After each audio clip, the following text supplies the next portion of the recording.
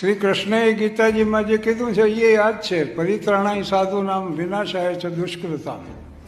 એટલે સજ્જનોની રક્ષા કરીને દુર્જનોનો નાશ કરવો એ એના જીવનનું પરમ સત્ય હતું.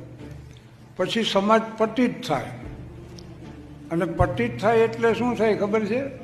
સજ્જનોનું સન્માન કરી શકે, દુર્જનને દંડ ન દઈ શકે.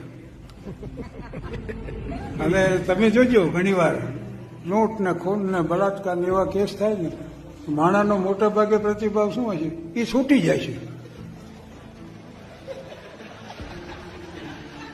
તમે જોજો, છૂટી જાય.